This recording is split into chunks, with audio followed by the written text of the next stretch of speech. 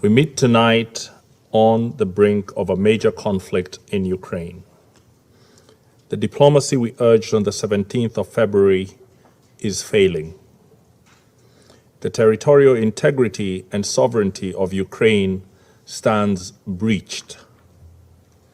The Charter of the United Nations continues to wilt under the relentless assault of the powerful.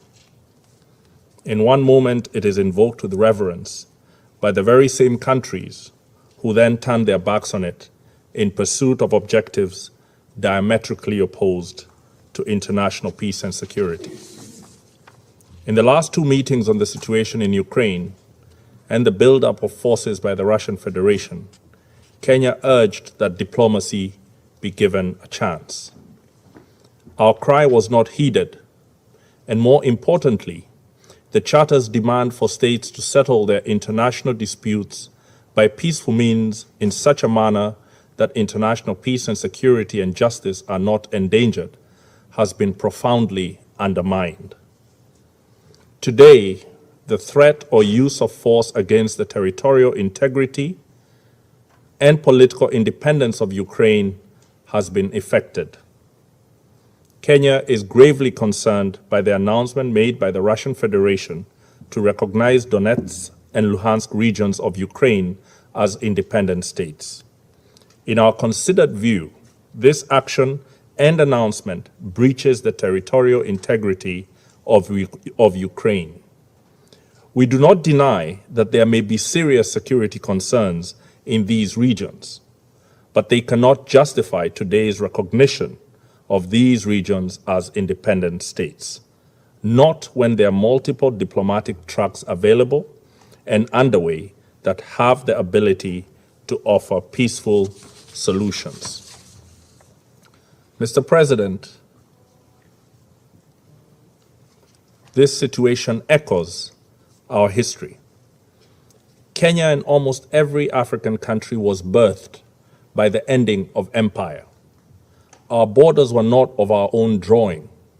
They were drawn in the distant colonial metropoles of London, Paris, and Lisbon, with no regard for the ancient nations that they cleaved apart.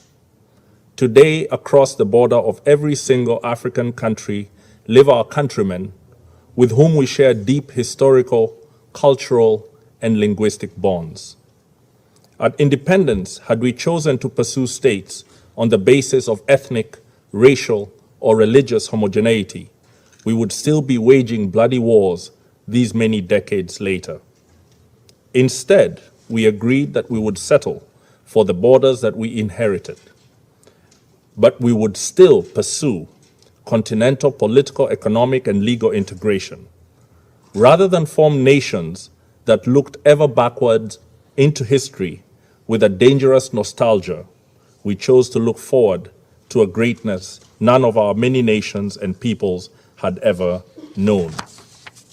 We chose to follow the rules of the Organization of African Unity and the United Nations Charter, not because our borders satisfied us, but because we wanted something greater, forged in peace. We believe that all states formed from empires that have collapsed or retreated have many peoples in them yearning for integration with peoples in neighboring states. This is normal and understandable. After all, who does not want to be joined to their brethren and to make common purpose with them? However, Kenya rejects such a yearning from being pursued by force. We must complete our recovery from the embers of dead empires in a way that does not plunge us back into new forms of domination and oppression. We rejected irredentism and expansionism on any basis, including racial, ethnic, religious, or cultural factors. We reject it again today. Kenya registers its strong concern and opposition to the recognition of Donetsk and Luhansk as independent states.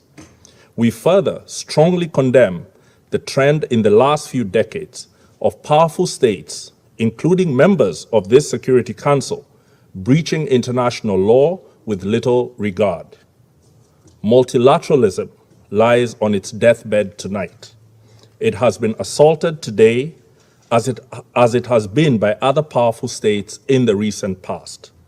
We call on all members to rally behind the Secretary General in asking him to rally us all to the standard that defends multilateralism. We also call on him to bring his good offices to bear to help the concerned parties resolve this situation by peaceful means. Let me conclude, Mr. President, by reaffirming Kenya's respect for the territorial integrity of Ukraine within its internationally recognized borders. Thank you.